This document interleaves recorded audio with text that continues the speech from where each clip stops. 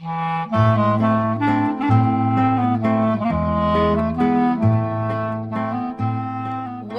to Couples Therapy in 7 Words. I am your co-host, Judy Alexander, and I'm here with my husband, Dr. Bruce Chalmer. Well, hello, Judy. Hello, viewers and listeners.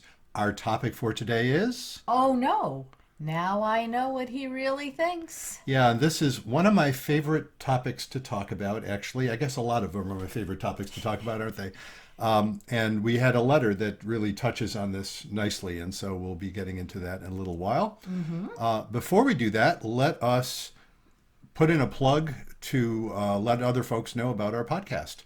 You can do that by... Liking us, following us, and telling your friends all about us. And I think there's subscribing in various, when you get your podcast, and just let your friends know. Right, and more sharing. people have been doing that, Yeah. which we are glad of. And you can also go to our website, ctn7.com. It's right up over our heads there for those of you who are viewing this, ctn7.com. That's the couples therapy in 7. That's the number 7, ctn7.com, where you will have access to all of our past episodes. You will also have access to our wonderful merch. We're holding our beautiful Couples Therapy in 7 Word mugs that have the logo on one side and our inspiring message on the other, which is... Be kind, don't panic, and have faith. The very 7 words of the 7 word of Couples Therapy in 7 Words. That's what they are. That, of course, those 7 words are talked about considerably in my book, which is... Reigniting the Spark, Why Stable Relationships Lose Intimacy and How to Get It Back. Available anywhere books are sold. This is the one I'm holding here is the paperback version, of course. You also can have access to it as a Kindle and a very popular version, apparently. I'm just noticing the sales figures on Amazon, is the audiobook, which I did the narration for. So we hope you'll get a hold of that as well. Please let us know, by the way, when you do that. It'd be lovely if you would do a review on Amazon, which is always very helpful. That's kind of how the algorithms work these days. Even if you don't buy it at Amazon, I think you can do a review there. And let us know, too, if you've got comments. I have been... signaling, shall we say. I'm working on another book, a follow-up book, the title of which I will not tell you now. You can just be intrigued, but I am working on that. And of course, any comments you have about the previous book is always helpful in crafting the next book. So I hope you will let us know. So with that, let's get into our topic. Okay, our topic. Oh no, now I know what he really thinks. Yeah, and I said, this is one of my favorite topics. So what do I mean by that? Well, that whole idea, now I know what he really thinks, and haven't we all experienced this? Maybe we have, maybe we haven't. I don't know. I have, I'll bet you have. That sense of, you think you know somebody, right? And then something happens where maybe they get a little tipsy, maybe they get angry, maybe who knows what they get, and then they are saying something to you that you never, or doing something, you never would have thought in a million years that this person you thought you knew would do. Well, do you ever really know what they think? And that's it. Do you ever? And you know what? In our title here, which I picked out, oh no, now I know what he really thinks. The key word there is really. Aha. Because if you think there's only one thing you're thinking, that's what I'm here to say. No, it turns out there is no such thing as what I'm really thinking right now. There's probably a bunch of things of what I'm really thinking. Now, I will say, I'm not one of those people that says there's no such thing as reality. That's ridiculous. Of course there's we know reality is right. We know reality is right. That's what faith is, right? Exactly. You must have read my book. Yeah, a few times. A few times, yeah. No, that's indeed what faith is. But I'm talking about that whole idea that there's such a thing as a motive for what I'm doing or the particular thing I'm thinking. It's really more complicated. I find it fascinatingly more complicated than that. And so we have a letter which we picked out that really illustrates this. But before we get to the letter, I just want to put in a plug for a couple of different authors that address this Yeah. and that I've been really impressed by. Okay. So The first one I'm going to mention is Jill Bolte Taylor. We may have mentioned her before. Yes, she's my stroke of luck. No, my stroke of insight. My stroke of insight. My stroke of she's insight. the one who had a stroke. Yes, I she's knew his stroke. exactly. She's a neuroscientist. Right. A fascinating person, and she did one of the first of all, one of the first TED Talks at all. I think she says in her second book that it was like the 8th TED Talk ever made or something like that, back in 2008. And it was the first one to go viral. And so what was her TED Talk about? Well, she called it My Stroke of Insight. She, at the time she was doing this first TED Talk back in 2008, I think she was already probably close to 50, maybe in her 50s. I don't know. She must be in her 60s now. I should have looked that up. But in her 30s, which is pretty young to have a stroke, you know, Sure. in her 30s, she had a massive left hemisphere hemorrhagic stroke. And, you know, what a thing, you know, it's a clever title, My Stroke of Insight, you know. Right. We're all benefiting from the fact that Jill Bolte Taylor had this awful event in her life, this stroke, because she is first of all, she was already a neuroscientist at that point. So who better than a neuroscientist to, when she got her verbal abilities back years later, to tell us about it, because she has this insight into what's going on in the brain that most of us don't have. And because she talks about how when she was going through the stroke, yes, she knew she was going through the stroke. She and knew she what wanted was to happening. remember what was happening so that she could describe it and talk about it. yeah, it's really neat. So the effect of that stroke, because it was a left hemisphere stroke, it pretty much took out her left hemisphere functions, most of her left hemisphere functions. And I think she said she decided later, after about 8 years, she had back those functions pretty well. The one she didn't ever recover, interestingly enough, was her emotional memories of earlier on. She had episodic memory, Yeah. but not so much the emotional memory. So Interesting. she could remember things, but not exactly remember what it felt like. But she got back all the other sort of verbal functions, and as I say, it took years to do that. And she writes about it, but the fascinating thing that we are all benefiting from in her experience was she was living without her left hemisphere, so basically living in her right hemisphere for all of those years. And it turns out, and this, anybody who is studying anything about the brain, I'm no brain expert, but I remember my courses back in graduate school Yeah. that were among, you know, here I was not at all, you know, studying the brain stuff, you know, that was like part of the distribution requirement. Right. That was some of the most amazing, and for me, some of the most difficult actually, courses I had. I had two very intensive, like, you know, 4 credit hour courses in brain physiology. And it was fascinating stuff. It was, like I like to say, it was mind-blowing stuff, you know, almost literally. But the two hemispheres are very different. Sure. And to only have your right hemisphere being operative, what that means is you are lacking the sort of linear and analytic ability that is in the left hemisphere. You're lacking the ability to speak clearly and to understand language the way, you know, in a logical sense, because that's all about linear parsing. And those functions were pretty much gone. So she had her right hemisphere functions, and I just want to recommend, well, both of her books. I'll get to her second one in just a moment. So that first one, My Stroke of Insight, and if you don't want to read the book, or if you want to get a taste of it first, do See the your TED TED Talk. Talk. See the TED Right. Talk. It's really great. And then she came out just, I believe it was just last year in 2021. She came out with a second book. That's what I'm reading. Oh, you're in the middle of that now. Yeah. So it's called Whole Brain Living. So what is the point of that book? She describes, she's sort of expanding on some of the ideas from the previous book.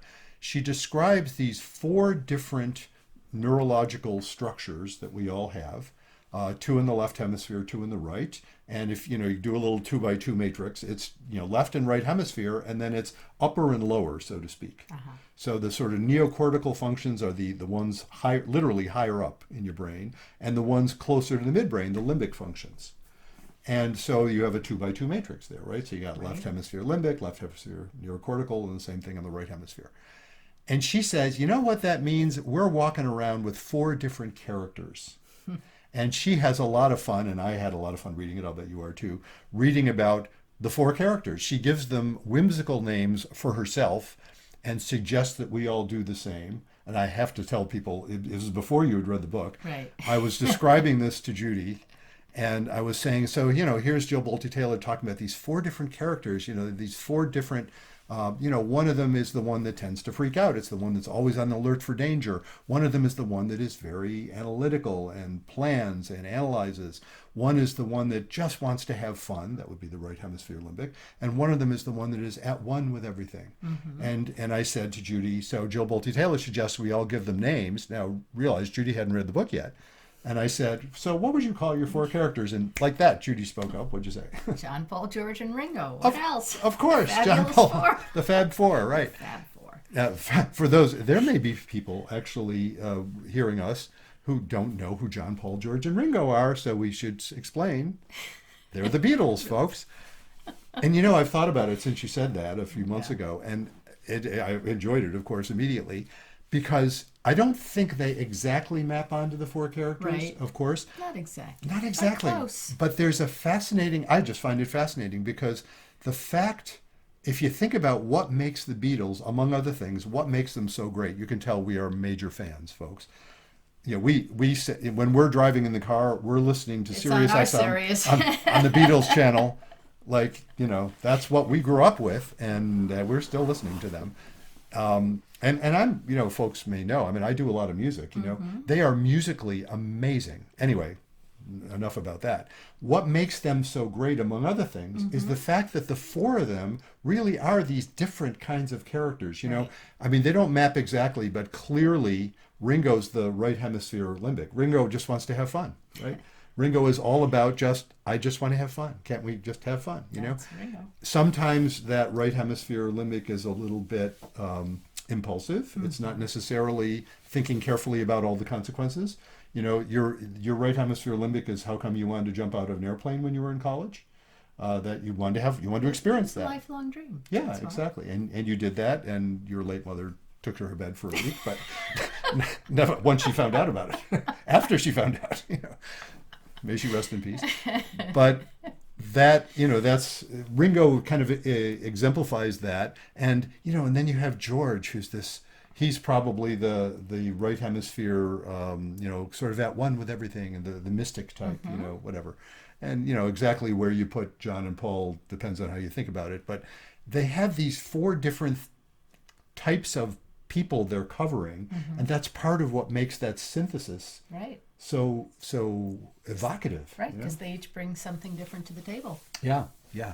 So Jill Bolte Taylor is basically saying we're all walking around as four different people. So you see that notion, now I know what somebody really thinks, or what I really think. No, what I really think probably has a number of contradictions simultaneously. And the fact of it being simultaneous, I just find, and folks who work with me know this, I just get off on paradoxes, That, there's that question about, for people who aren't familiar with the Jewish world, there are different sort of strains of Judaism. I don't want to call them denominations. That sounds sort of like Christian. But, there's Orthodox and different kinds of Orthodox, and there's conservative, and there's Reform, and there's Reconstructionist, there's Renewal, And what am I? And I didn't make up this term, but I like to call myself a paradox Jew. I'm not an Orthodox Jew. I'm a paradox Jew. Because there's lots of Jewish people are. Right. There's all these paradoxical ways of being. Well, part of me is like a real traditionalist, and part of me is an anti-traditionalist. And what are you going to do with that? We embody these contradictions. The whole Talmud embodies contradictions. Right. That's why, when they say two Jews, three opinions, it's because you're always looking for the other side of the argument.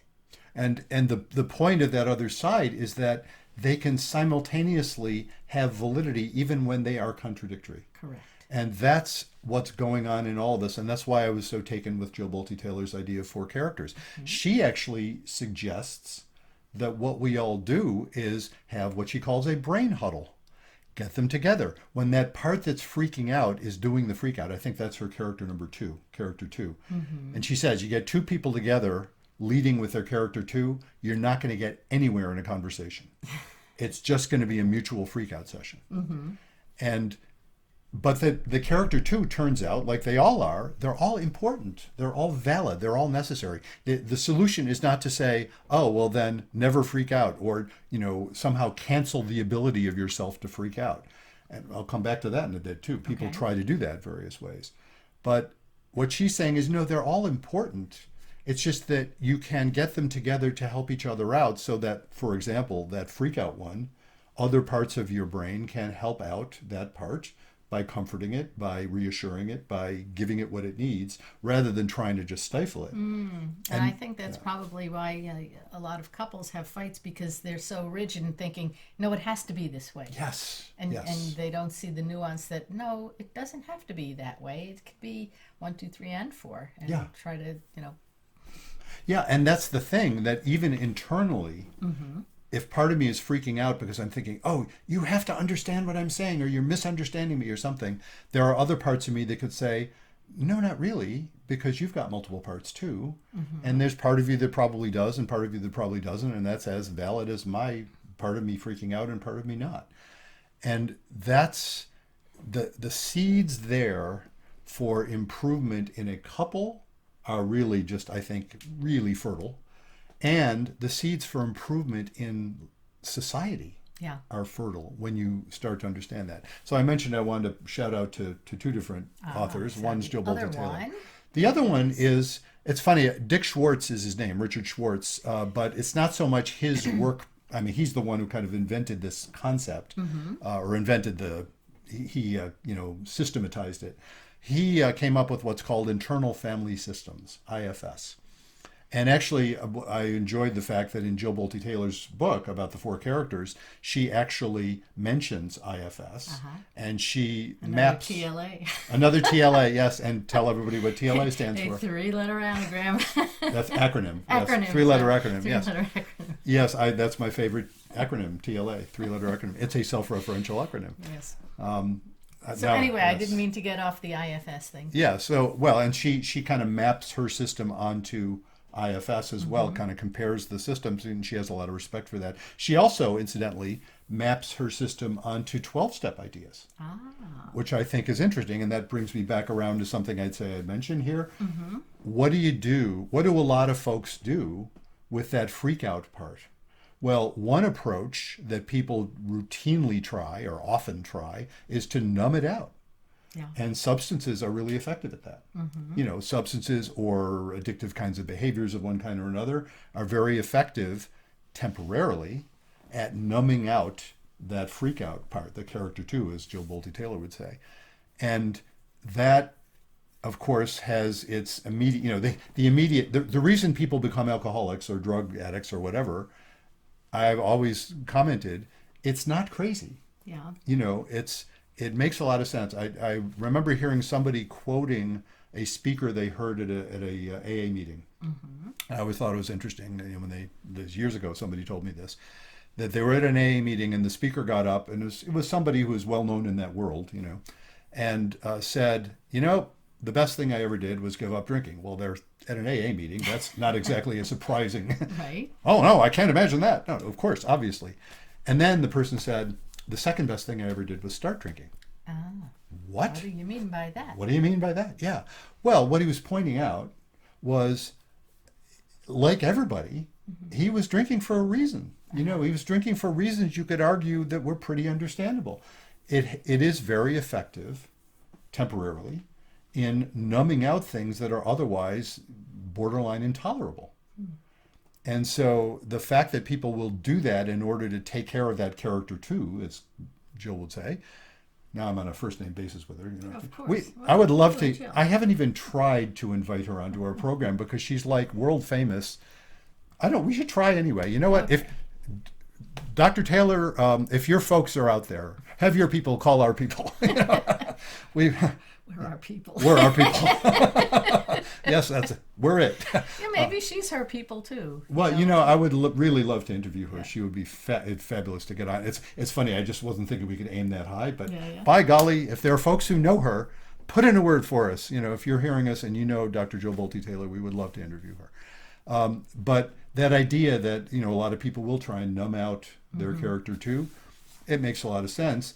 Of course, what happens is, because all of these parts are necessary and valid, numbing them out ends up not working. Yeah. It ends up causing all sorts of other problems down the line, which are, not exactly page one news to anybody who's dealt with drinking problems or, Or a person with drinking substance problems, right? Right, exactly. Yeah.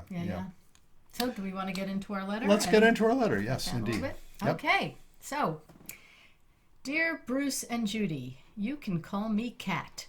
I'm a 32-year-old mother of a 7-year-old, and I've been dating George for 4 years.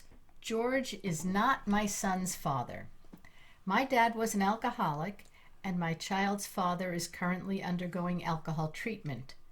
George isn't a big drinker, but he does occasionally have a beer or two. My son doesn't like it when George drinks around him, which he never does. By the way, we do not live together, but George often stays over. Last week, George was coming home from the grocery store and stopped by my house. He asked if he could put his beer in the refrigerator so it would be cold when he got home. I said okay. We had a few hours before George was going to go to his home and have some buddies over for poker night. I went into the other room to look in on my son, who was playing a video game. When I returned to the living room, George was sitting there having a beer. We got into a fight over his drinking in the house, especially since he was going to be drinking that night during the card game. I told him he must have a drinking problem since he couldn't wait a couple of hours. He said, "I'm not your drunken dad or that poor excuse for your baby daddy, and seeing how controlling you are, you're probably the one who drove them to drink." Ouch. I was so flabbergasted, I couldn't even speak. That was such a horrible, hurtful thing to say to me. He's never said anything like that before. Does he really think that about me? How could the man I love, or thought I loved, treat me that way? We haven't spoken since. So remember, that's 1 week. Right? I don't know if I should call him or wait for him to call me. I love him and miss him, but he hurt me and isn't doing anything to make it better. If he really loved me as he says he does, shouldn't he call me to apologize? Or should I even stay with him if that's how he really feels about me? Help. Oh my. Okay, so what kind of help do we have for Kat? Yeah, well, let me just maybe say the obvious here and put that in the context of what we were just talking about. It's that last thing she said there, or should I even stay with him if that's how he really feels about me? That's the one of the things, of course. Look, I'm not surprised she's really hurt by his saying that. Right. I'm also not surprised that he was, look, I'm not justifying it, but I'm not surprised that it triggered him a bit to be accused of a drinking problem because he's having one beer at her house. And I'm not saying he does or doesn't. I'm just saying it doesn't surprise me that somebody would be triggered by that. And if you want to sort of look at all the competing triggers here, I'm not surprised that she was kind of freaked out by it. Right. Because she's understandably sensitive to it because of her She's history. got a lot of alcoholics in her life. Yeah, growing up, there's a whole literature on adult children of alcoholics. I have to put in a word about that. Beware, folks. Now, I don't mean beware. Don't get me wrong. I'm not dismissing all of it. I'm not dismissing anything. I'm saying beware of things that pretend that imply that they explain everything. The ACOI literature is very useful. Attachment theory, really good stuff. Beware, because sometimes attachment theory claims to explain everything. And also any theory that basically consigns roughly half the people to the messed up category, I tend to be leery of. But it's really useful stuff. I use it all the time. Having said that, yeah, the thing is that what he really feels about me? And so here you have two people, and something happens that engages their character too, their freak out part. And so they start saying things that aren't very nice, that are, sorry for the jargon word, but totalizing is a word that often gets used. One. Yeah, totalizing, it's one of those words. I remember hearing it especially in the context of descriptions of narrative therapy, which is something I've been influenced by. Google it, folks, if you want to learn more about narrative therapy. But it's that idea that any one understanding of someone, it fits in with these ideas. Any one understanding of someone is necessarily incomplete. And so, if I'm hearing you or thinking of you and suddenly I decide, well, this is what you are, I'm already doing you an injustice and myself an injustice by just being wrong about that. Right. No, we're all a bunch of things. But neither one of them, when you get into freak out mode, that's not what we think. And that's for good reason. the part of our brains that is constantly, it's that left hemisphere limbic system, like where the amygdala is, for those of you who've heard of that, which should be a Yiddish word. Amygdala should be a Yiddish word. Those of you who know some Yiddish will know why I'm saying that, but it isn't. It's a Latin word. It just means almond. That's all it means. It's an almond-shaped bundle of fibers in the midbrain that seems to be the place where it's kind of often described as the smoke detector of the brain. It's always comparing whatever's going on, whatever inputs it's getting, to bad things that have happened before, in order to say, uh-oh, this sure looks bad. And it's going to be very loud and insistent and very quick to do that. And it takes over everything. It shuts down all sorts of other functions, because if you're just about to be attacked by a saber-toothed tiger, to use the sort of, quintessential example, this is no time to sit and reflect. No. Or to even think, what an interesting saber-toothed tiger. Nope, this is fight or flight, Yes. So that is, that part can be very insistent, and it's always on the lookout. And you could say, well, but it's unfair, where things like racism or other kinds of isms that are about unfairly classifying someone as other and thinking they're dangerous just because they seem different, that's coming from that part. Now, I could say, well, that's evil. Yeah, racism is not a good thing. Got it. But it's that sort of reaction, a panic reaction, an unjustified panic reaction, is based on some brain structures that are necessary to survival. So it's like, darn, we're often unfair. Yeah. Now, fortunately, we've got the rest of our brains. That's, invoking Jill Bolte Taylor again. We've got the rest of our brains to help out, so we don't have to be idiots, Right. But there are those times when that part takes over and we sort of are idiots. And that's kind of, with great respect for both Kat and George, that's sort of what was happening to both. They both got into their character too. Kat sees him drinking a beer which he has more or less, which he hasn't done before, and certainly had agreed not to do around her son. Right. And because she's really, understandably, just sensitive, that's, oh no, all the bad things that have happened with alcoholics in her life. And she sees him, and instead of saying, oh, I thought we had this idea that, you can imagine a calm conversation. Right, like saying, I thought we agreed not to have that beer in the house. Yeah, and again, let's carry that on a little farther, because I'm imagining if George was calm about it, he could say, sorry, I forgot about that. I was just in the mood. It was there, but I'm realizing, I'm sorry, I didn't mean to freak you out about that. And she would say, well, what would she say? She would say, well, if she was being calm, she would say, would you mind just putting it away, and, or maybe you should leave now and go drink that at home. Yeah, and he might, to that, on the one hand, say, no problem, sorry, I forgot. Just no problem, and kiss each other goodbye, and off they go. Or he might have said, hey, can we talk about that? Because I hear I understand why you're bothered by it. I get the history there. I'm wondering, is there some way we could lighten that a little? Because I don't have a drinking problem, I'm pretty sure. If you think so, let's talk about it, but I don't think I do. And so I would like to be able to do that if that's okay, but of course I don't want to freak you out. You know what I mean? Right, and it could also open up a conversation how maybe her son should see that you can be a responsible drinker and not be an alcoholic. Yeah, and see, isn't that amazing how when we're sitting here calm, we can easily think of we can have an interesting and evocative conversation about this because we're not freaked out. We can say, I thought this is a problem. But I'll entertain what you're saying. Maybe it is, maybe it isn't. I'm not sure yet. Let's work with that.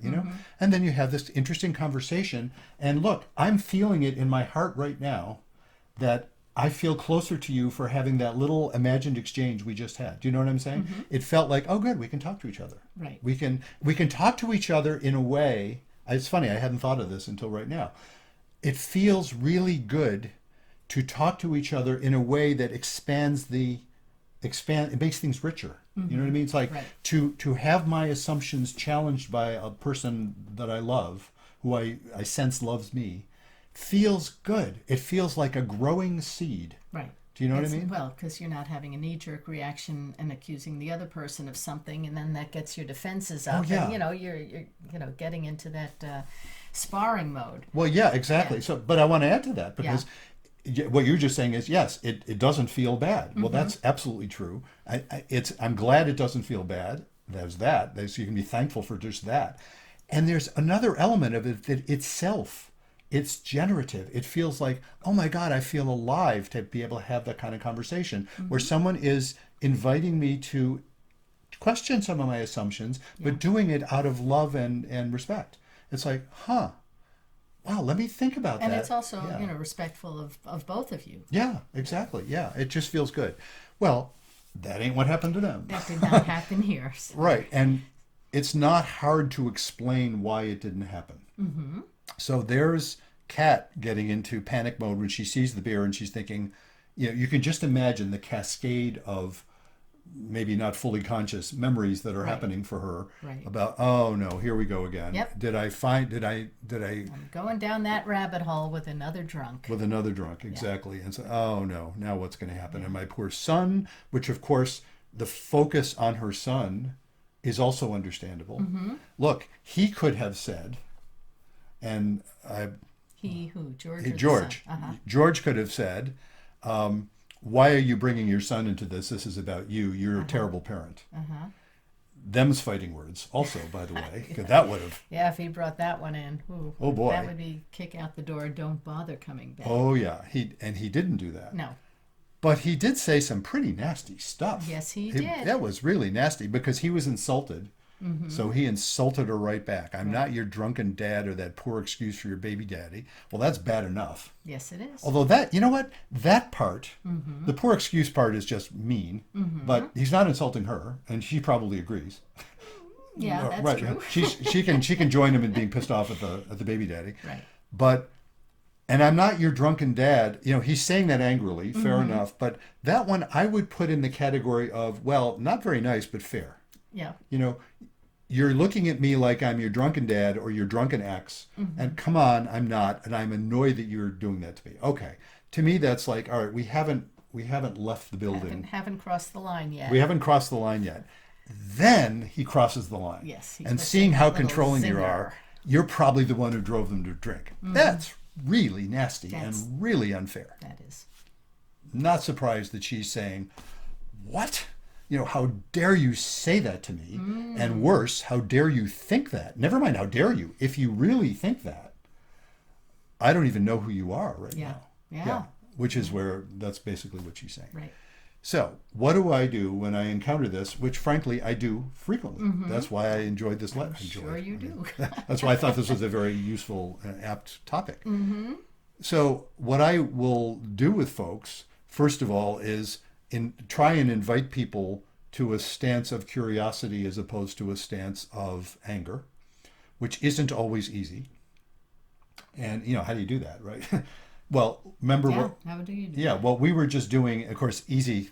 I often say to people, hey, it's easy for me to say because I'm not in the middle of it. It's not freaking me out. Right. But it's somehow that's why I find the description of either internal family systems or Bolte Taylor, I especially like hers because it's really, it's simple, undoubtedly oversimple, but what the hell, you can grasp the idea because if you're calm enough to think about it, I don't think it's difficult for most of us to recognize, there really are different parts of me, aren't there? Isn't that interesting? You got to think why, and this happens a lot when you're fighting with your spouse or your partner. Why do people say these mean, horrible things? Yeah. Well, what do you think? Well, is there an element of truth to it, or do you just really want to one up the other person who's insulting, hurting you, and that you've got to get your zinger in? I think both. I think the zingers that zing are the ones that have an element of truth. Those are the ones. If you accuse me of something, and I just hate the fact that you would accuse me of that. Yeah. If you accuse me of literally being a Martian, or saying if you said something that said the FBI is controlling everything you're saying. Yeah. And look, I've met folks who've said that, so and I say that with compassion. I would be thinking I would be less insulted and more worried. I'd be thinking, oh my God, you're crazy. Yeah. You're having a psychotic break.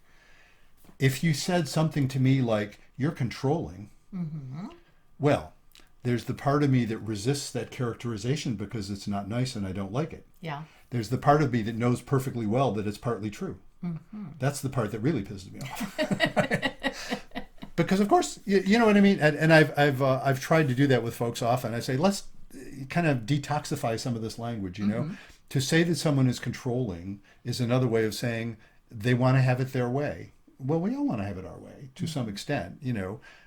Again, I'm not justifying abuse, you know. Yeah. There are ways of being controlling that you know, my advice to people in those situations would be, oh my God, get out, you know, because it's dangerous or it is so reducing of your own autonomy that, you know, perhaps you don't want to live like that. I mean, you have to figure that out.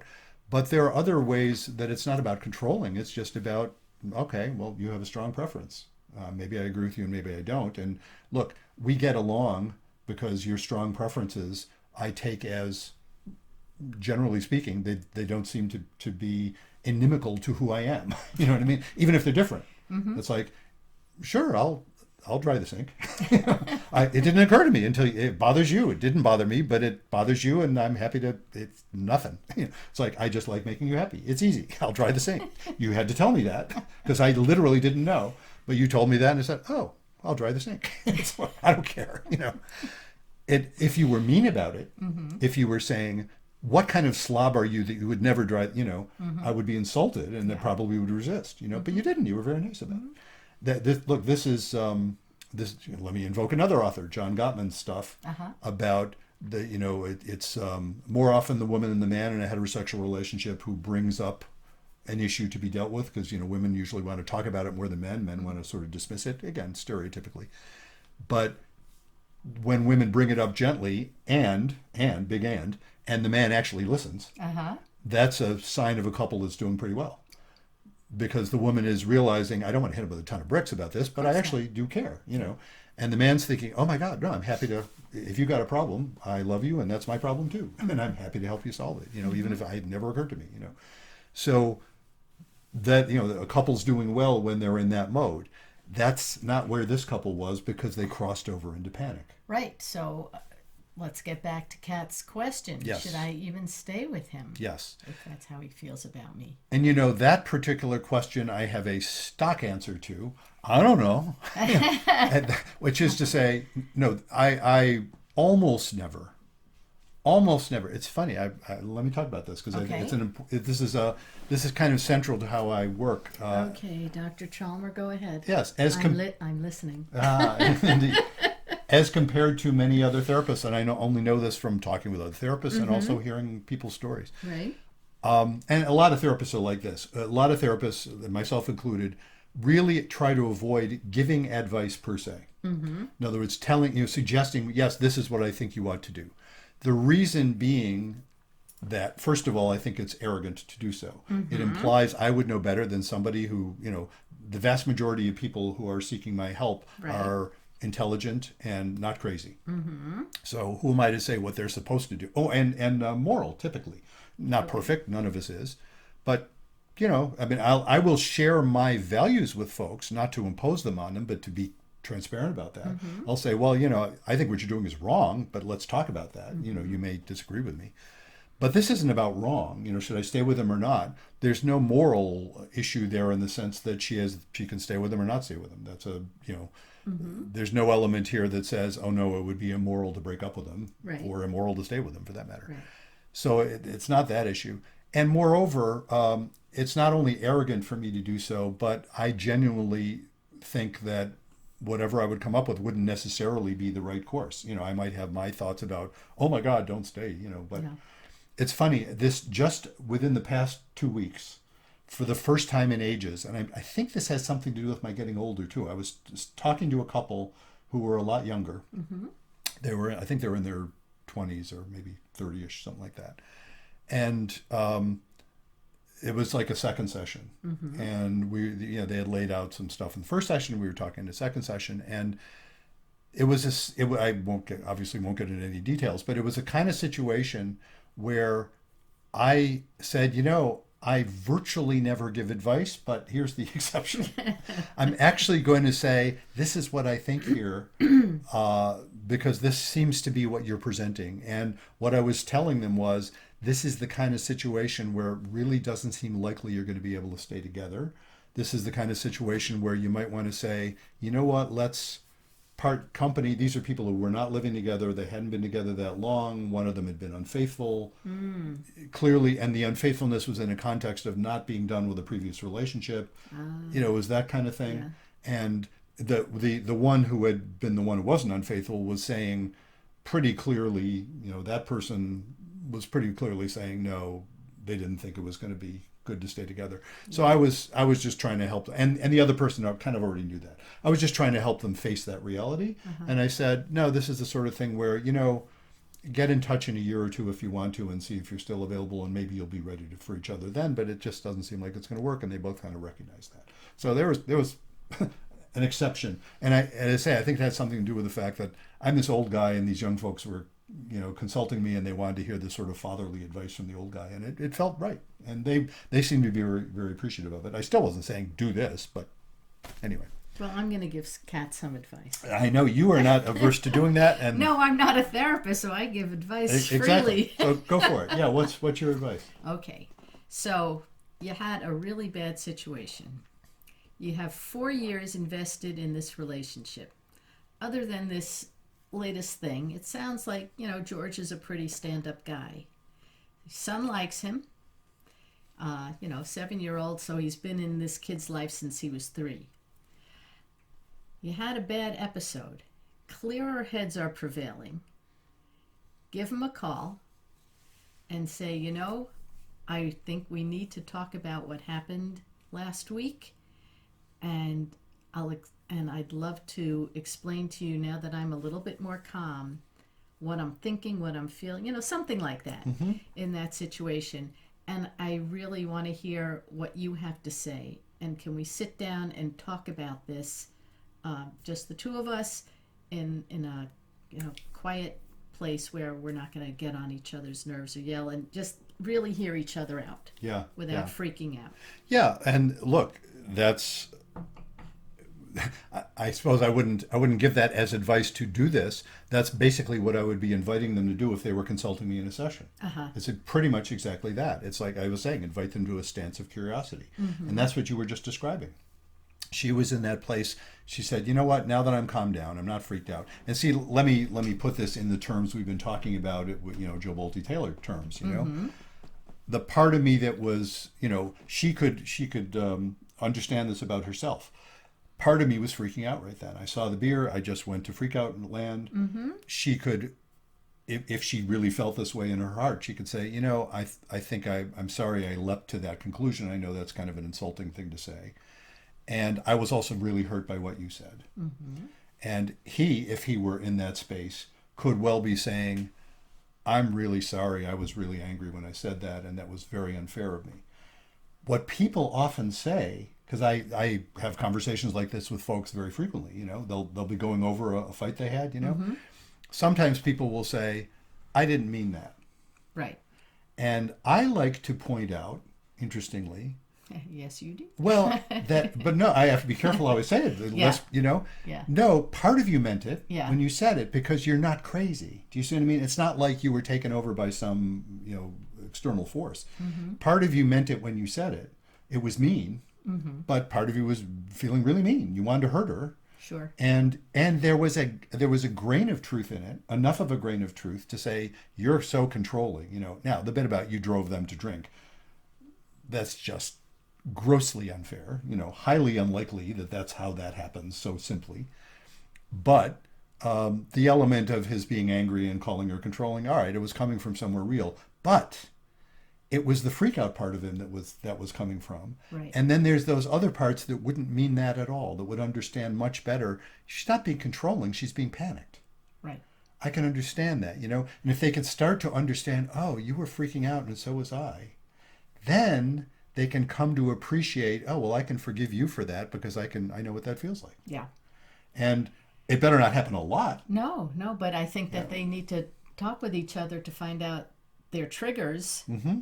and, how to avoid getting to that horrible mean point. Yes. That if there is something else that's going to trigger them, how do I stay out of that panic mode, out of the freak out mode, and de-escalate what could really be a horrible situation. Well, exactly. And when you say about how do you make those triggers, in effect, not be triggers, to heal, that's what healing trauma is about. To heal things, to make things that are triggers into non-triggers. And basically, the comparison is if something is a memory, if the experience of something is, boy, that reminds me of something horrible that happened past tense to me in the past, that my brain can handle. It's like, boy, I'm remembering something really unpleasant. That was bad. Yeah. But you notice I'm not panicked in saying that. If something is a trigger, that left brain amygdala doesn't know the difference between is it happening now or am I just being reminded of it? And then you go into freak out mode and you say horrible things. And so what makes things go from trigger to memory is, what in like EMDR, for example, again, Google it, folks, if you want to learn about that. EMDR, eye movement desensitization and reprocessing. It's one of the therapies that people use for trauma. What happens then is you process, as they call it, you process the trauma, which means you are reminded of it at the same time that you feel safe enough that you're not in a panic. Yeah. And your brain then learns to distinguish, oh, we're not actually experiencing it, we're just thinking about it, we're just reminded of it. And then she could go and see him drinking a beer and saying, oh, boy, I hope this isn't, Right. So she can, in other words, so she could see what's happening without reliving Bingo. that past trauma. Without it being like a flashback, Yeah, like an extreme case of PTSD. Yeah. So, and then she's not responding out of panic, she's responding out of concern. It's like, this is worrying me, can we talk? But of course, that's not where she was at. She was in a panic. So to get to those places, that's the wonderful thing about successfully processing something together, that imagined conversation, that calm conversation you were describing, and that we were play acting earlier. The wonderful thing about it is it heals the triggers, first of all, and it makes it less likely that other things will trigger because you immediately have confidence that, oh, we can address this. Right.